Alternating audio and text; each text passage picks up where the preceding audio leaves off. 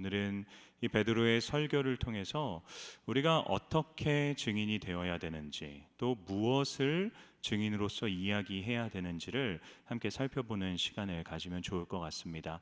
여러분, 먼저 우리가 어떻게 예수님의 증인으로서의 역할을 감당해야 될까요? 우리 14절 말씀을 다시 한번 읽어보겠습니다. 시작. 베드로가 열한 사도와 함께 서서 소리를 높여 이르되 유대인들과 예루살렘에 사는 모든 사람들아, 이 일을 너희로 알게 할 것이니 내 말에 귀를 기울이라. 여러분, 이 말을 한 사람이 누구입니까? 베드로가 이야기를 했죠. 베드로가 사람들 앞에 서서 너희가 내 말에 귀를 기울이라 라고 얘기하며 설교를 시작합니다. 근데 여러분, 베드로가 설교를 할 때 나머지 11명의 사도들, 제자들은 어디에 있었나요? 그들 역시도 다른 곳에 가서 설교를 시작했나요? 14절 말씀을 보게 되면 그들은 베드로가 설교할 때 그의 옆에 함께 서 있었다라고 이야기를 합니다. 여러분, 제가 설교를 준비하면서 이 본문을 읽는데요, 마음이 뜨거워졌어요. 왜냐하면 여러분, 이 일은요, 얼핏 읽었을 때는 별로 특별하지 않은 본문인 것 같지만 가만히 생각해 보면 상당히 놀라운 일이기 때문입니다. 왜냐하면 제자들은 원래 그 옆에 있는 사람과 함께 서주던 사람들이 아니에요. 우리가 복음서에서 발견하는 제자들의 모습은 어떻습니까? 이들은 늘 싸웁니다. 늘 다투어요.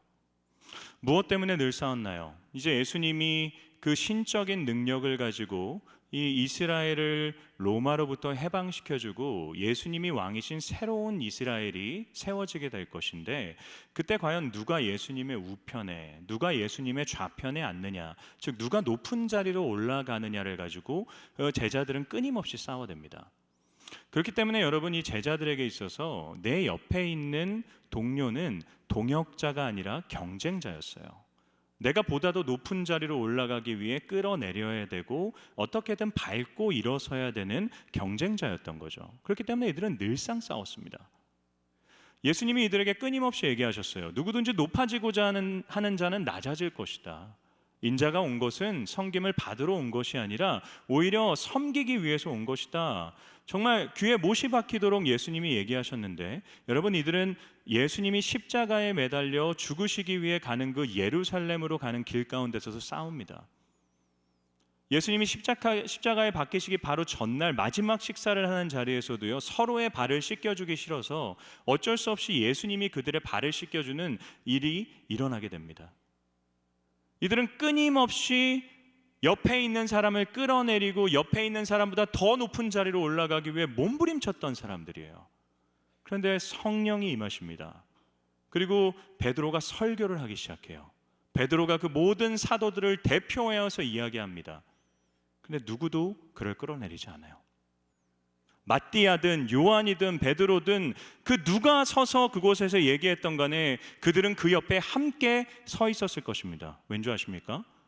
그들의 입에서 나올 말은 같은 말이었기 때문이에요.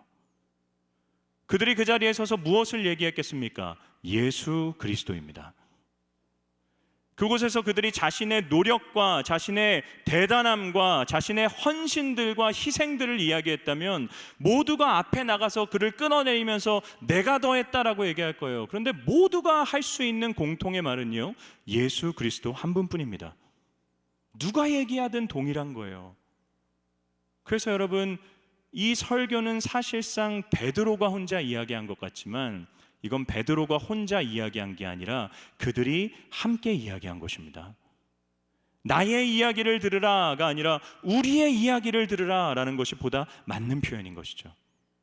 사랑하는 성도 여러분, 이 말씀을 통해서 우리가 제자됨에 대해서, 증인됨에 대해서 무엇을 알 수 있습니까? 예수님의 증인은 혼자 선포하는 것이 아니라 함께 선포하는 거다라는 거죠. 우리는 함께 그리스도를 선포해야 되는 사람들입니다. 사단이 우리에게 끊임없이 뭘 하는 줄 아세요? 사단은 끊임없이 내 옆에 있는 사람이 어떤 사람인지를 놓치게 해요. 잊어먹게 합니다. 하나님이 이 옆에 있는 이 사람 같이 가라고, 사랑하라고 믿음의 동역자로 붙여주셨는데 나랑 생각이 다르다는 것 때문에, 나랑 행동이 다르다는 것 때문에, 나와 감정이 다르다는 것 때문에 끊임없이 나의 적으로 규정하게 하는 것이죠. 여러분, 이걸 반드시 기억하셔야 돼요. 예수님을 그리스도로, 그리고 그분을 주인으로 고백하는 모든 성도와 주의 교회는 우리의 경쟁자가 아니라 동역자입니다. 이 동역자 의식을 가져야 돼요. 여러분, 우리는 함께 서서, 온 교회가 함께 서서 무엇을 이야기해야 됩니까? 예수 그리스도를 이야기하는 것이죠. 거기에 경쟁이 어디 있습니까? 여러분, 그래서 제가 이 사도행전을 가지고 설교하는 것입니다. 장로님께서 기도 중에 말씀해 주셨지만 올해 9월에 세계적인 선교대회가 한국에서 열리게 됩니다. 로잔 대회라고 하는 것인데요, 이 로잔 대회는 세계 복음주의 선교 운동입니다. 그래서 전 세계에 흩어져 있는 복음주의자들, 지도자들 5천 명이 한국으로 오게 됩니다. 그래서 함께 모여서 한 주 동안 정말 컨퍼런스를 하고요, 소그룹 토의를 하면서 정말 선교의 방향을 어떻게 해나가야 될지를 고민하는 시간이에요. 여러분이 역사적인 그 사건을 우리 한국에서 호스팅하게 된 거죠. 그래서 주최 측에서 고민이 많았어요. 어떻게 준비해야 될까? 그러다가 먼저 우리 한국교회가 말씀과 기도로 하나 되자라고 해서 그런 프로젝트들을 시작한 것입니다. 기도로 우리가 하나 됩시다 라고 해서 저희가 뭘 했었나요? 로잔 기도 대성회를 했었죠. 그래서 몇 달 전에 우리 동신교회, 내일교회, 그리고 순복음 대구교회 목사님들, 성도님들이 함께 오셔서 우리 같이 기도했잖아요. 그게 이 대구에서만 열린 것이 아닙니다. 서울로부터 비롯해서 부산에까지 전국의 거점 교회들에서 이 기도회가 계속해서 열리는 거예요. 이제 2월 달에는 순복음 대구교회에서 그 기도 성회가 열리게 됩니다. 함께 기도로 준비하자는 거죠. 그런데 말씀으로 함께 준비하자는 또 하나의 움직임이 있었어요. 로잔 대회에서 이번 4차 대회에서 다루는 성경 말씀이 사도행전입니다. 그래서 한국교회가 로잔 대회를 준비하면서 사도행전 말씀을 함께 나누자라고 하는 이 프로젝트가 시작된 거예요. 제가 이 이야기를 처음 들었는데 이게 너무 설레이더라고요. 와, 모든 교회가 같은 본문을 설교할 수 있겠구나. 그래서 여러분, 제가 동참했습니다. 우리 교회 오늘 다루고 있는 이 본문을요, 우리 교회만 다루는 게 아니에요. 동신교회도 이 본문을 다룹니다. 서울에 있는 온누리교회도, 지구촌교회도, 그 특방 강사로 오셨던 정갑신 목사님의 예수향남교회도, 포항에 있는 포항제일교회도, 부산에 있는 교회도, 심지어 미국에 있는 한인교회들도, 여러분 수백 개의 전 세계의 교회들이 동일한 본문을 지금 설교하고 있는 거예요. 그래서 여러분, 저는 지금 제가 혼자 이야기하고 있는 것 같지만 제 옆에 저와 함께 이야기하는 수많은 사람들이 존재하고 있는 것이죠. 여러분, 교회는 어떤 곳입니까? 교회는 같은 말을 하는 공동체입니다. 교회는 같은 것을 하는 공동체예요. 건물에 구애받지 않습니다. 조직체에 구애받지 않아요. 그것이 여기에 있는 교회든 인천에 있는 교회든 서울에 있는 교회든 부산에 있는 교회든 모든 주의 교회는 예수 그리스도를 선포하는 공동체입니다. 교회를 뛰어넘는 거예요. 여러분, 베드로가 설교하고 난 후에 3,000명의 초대교회 성도들이 세워졌어요. 교회가 세워집니다. 그 초대교회의 여러분 공통점, 특징이 뭔지 아십니까? 사도행전 2장 44절에서 46절 말씀입니다. 읽어보겠습니다. 시작. 믿는 사람이 다 함께 있어 모든 물건을 서로 통용하고 또 재산과 소유를 팔아 각 사람의 필요를 따라 나눠주며 날마다 마음을 같이하여 성전에 모이기를 힘쓰고 집에서 떡을 떼며 기쁨과 순전한 마음으로 음식을 먹고. 여러분, 이들이 어떻게 했나요? 이들은 날마다 성전에 모여서 하나님을 예배했고요, 또 날마다 가정에 모여서 떡을 떼면서 교제하고 예배를 드리면서 또 어떻게 했나요? 모든 것을 통용했죠. 필요한 사람에게 나눠주었습니다. 누구도 자신의 것을 주장하지 않았어요. 근데 여러분, 이들이 모였던 가정은 어떤 곳일까요? 이들이 어느 한 큰 저택에 함께 모였을까요? 베드로의 설교를 듣고 회심한 사람들이 3,000명이었다고 합니다. 그 3,000명의 사람들 중에 원래 다른 곳에 살았던 디아스포라 유대인들, 그리고 명절을 세기 위해 왔던 경건한 유대인들은 다 명절이 끝나고 자신의 집으로 돌아갔을 거예요. 그럼에도 많은 사람들이, 예수님을 믿는 사람들이 예루살렘에 있었을 것입니다. 최소 수백 명은 됐을 거예요. 그 수백 명의 사람들이 한 집에 모였을까요? 그렇지 않죠. 각자의 그 가정들로 모인 것이죠. 그게 여러분 무엇입니까? 초대교회들이에요. 초대교회는 가정에서 예배를 드리는 가정교회였잖아요. 여러분, 여러 교회들이 그 지역에 다 흩어져 있었을 것입니다. 그런데 여러분, 그들이 우리 가정교회의 사람들만은 챙겼을까요?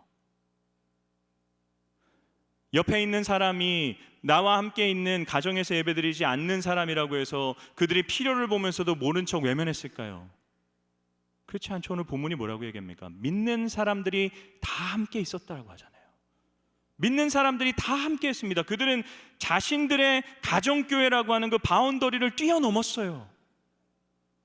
예수 그리스도를 믿는 사람이라면 모두가 한 교회임을 인정하며 모두가 한 목소리를 하며 모두가 한 행동을 했었습니다.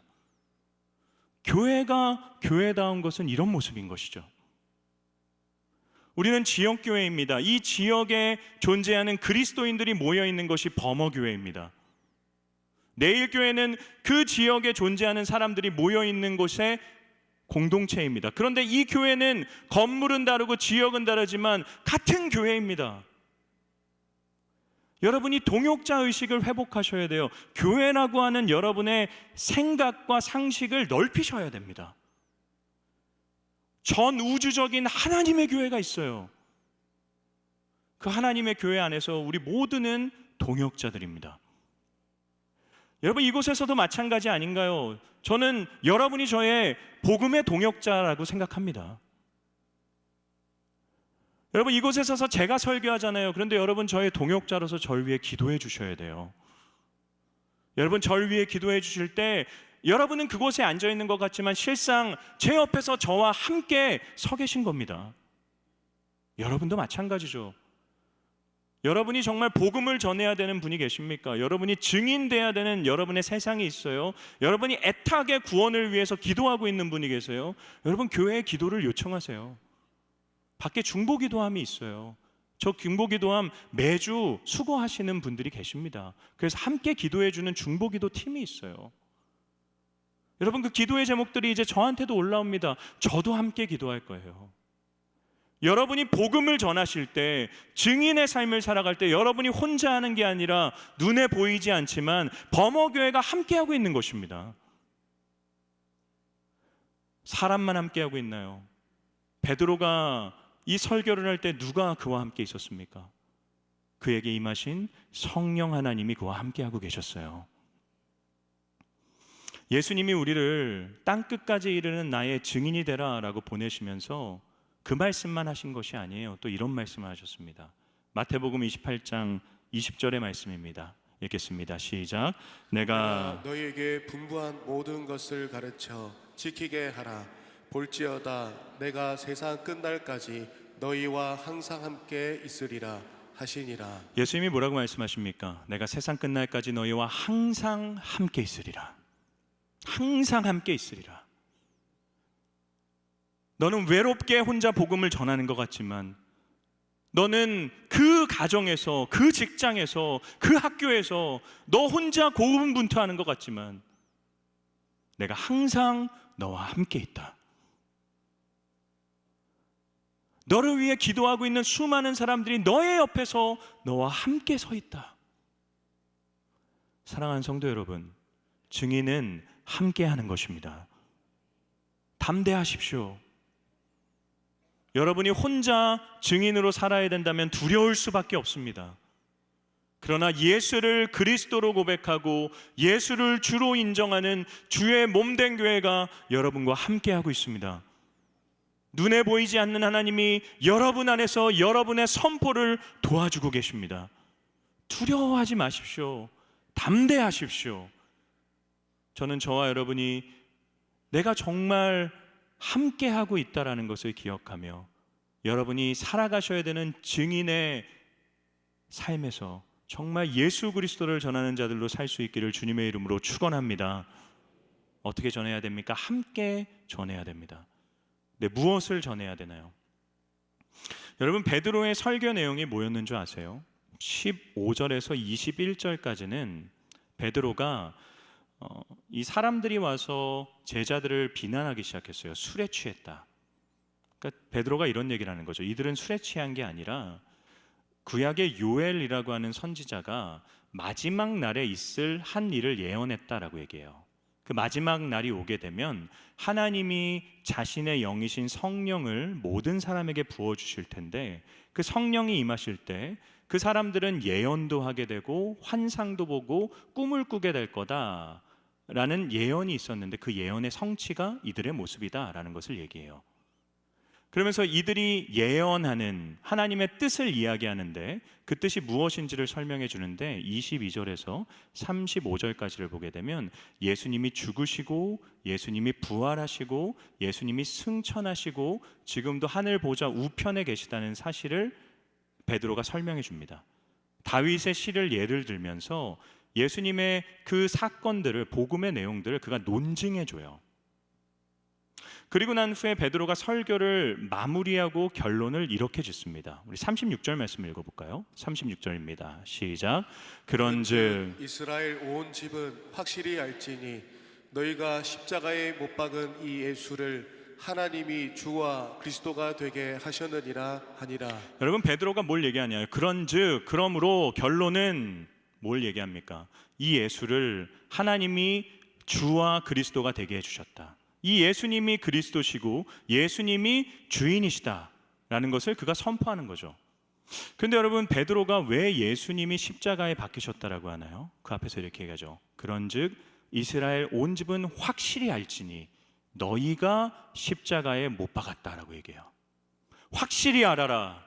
너희가 십자가에 예수를 못 박았다. 베드로가 뭘 얘기하는 것입니까? 예수님은 그들의 죄악 때문에 죽으셨다라는 것을 얘기하는 거예요. 그걸 강조하고 있습니다. 여러분, 우리가 증인으로서 이 세상에서 무엇을 선포해야 됩니까? 동일한 것을 선포해야 돼요. 우리가 죄인이고 우리의 죄악 때문에 그리스도께서 죽으셨다라는 것을 선포해야 됩니다. 여러분, 복음의 시작점은 어디입니까? 복음의 시작점은 우리의 죄인됨입니다. 자기 자신의 죄인됨으로부터 그리스도의 복음이 시작되는 거예요. 왜냐하면 여러분, 누구에게 용서가 필요합니까? 죄를 지은 사람에게 용서가 필요해요. 누구에게 구원이 필요합니까? 자유가 필요합니까? 억압당에 있는 사람에게 구원이 필요한 거예요. 누구에게 생명이 필요한가요? 멸망 가운데 있는 자에게 생명이 필요한 것입니다. 자기 자신이 문제가 있는 사람이라고 생각하지 않아요. 자신이 용서받아야 되고 구원받아야 되는 인생이라고 생각하지 않으면 그 사람에게 복음은 아무런 의미가 없습니다. 여러분, 지금 시대의 가장 큰 문제가 뭔지 아세요? 자기가 다 괜찮다고 생각하는 거예요. 우리는 이제 모더니즘을 지나서 포스트 모더니즘의 시대를 살고 있다고 합니다. 모더니즘 시대의 특징은 기준이 있어요. 바른 도덕이 있습니다. 성과 악의 경계가 분명합니다. 그런데 여러분, 모더니즘을 지나 포스트 모더니즘 시대에는 기준이 없어요. 성과 악이 분명하지 않습니다. 도덕이 분명하지 않아요. 누구도 한 사람의 행동을 옳다 그르다 쉽게 판단할 수 없습니다. 포스트 모더니즘 시대에 중요한 것은 오직 한 가지예요. 자신의 감정, 자신의 생각, 자신의 느낀 점. 내가 그렇게 느끼면 그건 그런 것입니다. 내가 그렇게 인정하면 그건 그렇게 되는 것입니다. 기준이 나의 감정과 나의 생각이 되어버린 시대가 포스트 모더니즘 시대예요. 그래서 여러분, 서점에 가보십시오. 다 뭐라고 하는 줄 아세요? 다 괜찮다고 합니다. 아무런 문제가 없다라고 해요. 너 이렇게 해도 괜찮고 저렇게 해도 괜찮고, 저 사람이 잘못한 거지 저 사람이 하는 행동이 너의 어떠함에 전혀 영향을 끼치지 않는다. 괜찮다, 괜찮다, 괜찮다만 얘기해요. 여러분, 그게 온 세상이 이야기하는 얘기예요. 너는 그 자체로 괜찮다. 너는 아무런 문제가 없다. 근데 어제 교회는 뭐라고 얘기합니까? 기독교는 뭐라고 얘기하나요? 하나님 뭐라고 얘기하십니까? 너는 괜찮지 않다라고 얘기해요. 너는 문제가 있다라고 얘기하고, 너는 용서가 필요한 사람이라고 얘기하고, 너는 구원받아야 된다라고 얘기합니다. 여러분, 어떤 얘기를 사람들이 더 좋아하겠어요? 세상의 얘기를 훨씬 더 좋아하죠. 여러분, 그래서 기독교가 미움받는 것입니다. 우리가 미움받는 건 우리가 잘못한 것 때문에 미움받기도 하지만, 우리가 미움받는 건 보다 본질적인 이야기를 우리가 하기 때문이에요. 잘못했다라고, 용서가 필요한 사람들이라고 얘기하기 때문입니다. 여러분, 그래서 우리가 끊임없이 물타기를 하지 않습니까? 사람들이 듣기 좋은 얘기들만 하기 시작했어요. 우리도 다 괜찮다라는 얘기를 하기 시작했습니다. 그런데 여러분, 증인이 사람들이 듣기 좋은 말을 해야 되나요? 그렇지 않습니다. 증인은 사람들에게 필요한 말을 하는 사람들이에요. 사람들에게 비난받고 사람들에게 미움받고 사람들에게 조롱당한다고 하더라도 그 사람들에게 반드시 필요한 이야기를 하는 것이 증인인 것입니다. 우리는 우리의 죄인 때문에, 우리의 죄악 때문에 그리스도께서 죽으셨다라는 것을, 우리가 죄인이라는 것을 반드시 선포해야 돼요. 내가 문제가 없다라고 생각하면 그리스도의 복음이 내게 필요하지 않습니다. 우리는 끊임없이 사람들에게 당신은 문제가 있고 용서받아야 되고 구원받아야 되는 죄인입니다라는 것을 선포해야 돼요. 근데 여러분, 그 선포에서 끝납니까? 만약에 그 선포에서 우리가 해야 되는 모든 내용이 끝이라면 우리는 그 사람들을 비난하고 저주하는 사람들에 그칠 것입니다. 베드로의 설교도 거기서 끝나지 않아요. 베드로가 뭐라고 설교합니까? 우리 사도행전 2장 38절에서 40절 말씀을 읽어보겠습니다. 시작. 베드로가 이르되 너희가 회개하여 각각 예수 그리스도의 이름으로 세례를 받고 죄 사함을 받으라. 그리하면 성령의 선물을 받으리니 이 약속은 너희와 너희 자녀와 모든 먼데 사람 곧 주 우리 하나님이 얼마든지 부르시는 자들에게 하신 것이라 하고, 또 여러 말로 확증하며 권하여 이르되 너희가 이 패역한 세대에서 구원을 받으라 하니. 베드로가 뭘 얘기하나요? 이스라엘 온 집은 확실하게 알아라. 너희가 십자가에 못 박으신 예수가 그리스도시다. 그러니까 너희 이제 망했다. 너희는 절망이다. 너희 희망이 없다라고 얘기하나요? 뭐라고 얘기합니까? 회개하라 라고 얘기해요. 돌이켜라. 예수께로 돌아와라. 그러면 받게 된다라고 합니다. 뭘 받는다고 하나요? 너희가 죄사함을 받을 것이고, 너희가 세례를 받게 될 것이고, 너희가 성령을 선물로 받게 될 것이고, 너희가 구원을 받을 것이다. 회개하라. 그리고 돌아와라. 구원에 이르러라. 여러분, 저와 여러분은 괜찮지 않은 사람들입니다. 그런데 여러분, 괜찮지 않아도 괜찮습니다. 괜찮지 않아도 괜찮아요. 예수 그리스도께서 우리의 모든 죄의 문제를 해결하셨기 때문입니다. 우리에게는 그분께 돌아갈 수 있는 길이 열려져 있어요. 우리의 수많은 추악한 죄악들, 여러분, 우리는 그것으로 인해서 절망하지 않아도 됩니다. 우리는 돌아가면 구원에 이를 수 있는 자들이기 때문이죠. 무엇을 선포해야 됩니까? 무엇을 전하시겠습니까? 여러분, 그리스도의 피 묻은 십자가를 전하십시오. 거기에 능력이 있는 것입니다. 거기에서 하나님의 구원이 이루어지는 것입니다. 미련하게 느껴질 수 있어요. 사람들로부터 조롱받을 수 있습니다. 사람들로부터 손가락질 받을 수 있어요.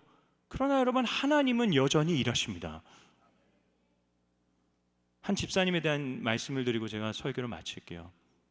이 집사님 신방을 갔어요. 어떻게 예수님을 믿게 되셨어요?